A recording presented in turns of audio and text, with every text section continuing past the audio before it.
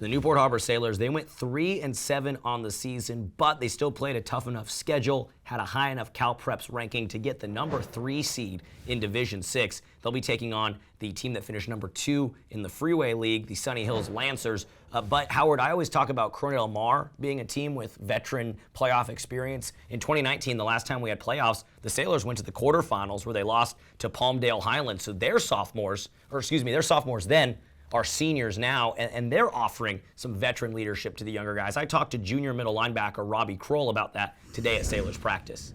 They've been really helpful. A lot of our younger guys, including me, just our nerves are running, and they're giving us good advice with how to keep calm, and obviously the crowd's going to be big because it's a CIF playoff game, so it's been really helpful having them kind of guide us through that.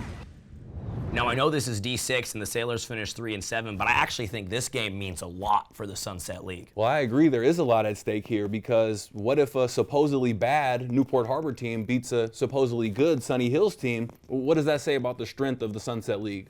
Absolutely. I mean, if Newport, they couldn't beat the top 3 teams in the Sunset League, yeah, they beat HB and Fountain Valley. If they go and they beat the team number 2 in the Freeway League, a Sunny Hills team that won CIF in 2019, they're a team with winning culture. If Newport can beat them and make a little run in this postseason, I mean, it just shows the depth of the Sunset League, that a team that barely squeaked into an at-large berth might win a game or 2 or 3, however many in the playoffs. I mean, I was talking to other Sunset League coaches this morning, and they're saying Newport Harbor could actually win this division down in D6. Well, they're a 3 seed, so that shows you how well they stack up against the other Division 6 teams. But I told you off air, we watched 10 Newport Harbor football games. We saw a scrimmage. We got to see them in the spring season. All that being said, I have no idea who this Newport Harbor team is. Are they a bad 3-7 team, or are they a number 3 team in a playoff division? So that's why this is a huge game, because the same could be said about Sunny Hills. You know, like you said, if Newport Harbor goes and beats Sunny Hills, does that mean that maybe they win the Freeway League if they're in it? So I think it's going to be a fun matchup, and it is an important game for the Sunset League, even though it's all the way down in Division 6. Well, let's talk about the game itself. I think we've been saying this all season long. We say it every week. Sailors offense, stagnant, anemic, not finding the end zone, going scoreless for long periods of time, 8-quarter streaks without finding the end zone. What do they need to do to get the offense going on Friday night at Davidson Field? Well, the offense is the biggest question for me, especially this week going into the playoffs. That's the biggest question. You know, we've seen great stuff out of the defense, but it's been absolutely inconsistent on offense. You know, is it going to be a 200-yard game for the running back, as we've seen a few times for Harbor? Or is it going to be a game where Harbor's left with 70 yards of offense at the end of the night?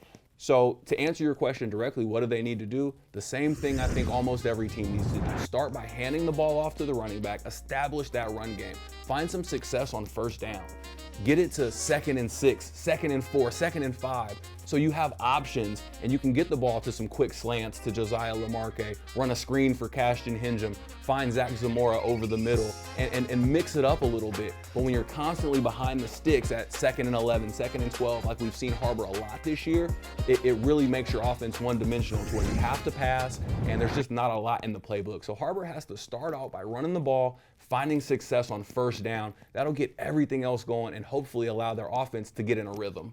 You know, I started off by talking about the Sailors offense because it's been a head scratcher for me this season. I'm a Newport Harbor alum, so I'm like, what's going on with the offense? Can we figure it out 10 games into the season, game number 11? But let's talk about Sunny Hills. How do the Lancers match up with the Sailors? What are their strengths? Well, I think it's going to be actually a good matchup because the Lancers are a team that runs the ball. You know, they're almost 2/3 run, 1/3 pass, so they're very heavy on the ground. They hand the ball off to 4 or 5 different guys who have all made impacts and all contributed to the 7-3 season. So they've got a versatile running game, and I think that matches up well, and it's going to be interesting for the Sailors because over the last 4 or 5 games, the Sailors have looked very tough at stopping the run. They've been hats all over the field, flying around, 11 guys to the football. Carson Diavola just cutting guys in half every game with brutal hits. So you've got a team that stops the run well versus a team that loves to run the ball. It'll be an interesting matchup. Yeah, this is a fascinating game to me just because of what you said. We don't know what these two teams are in terms of 7-3, 3-7, yet Newport's a higher seed. So it's going to be really fascinating to see how this plays out.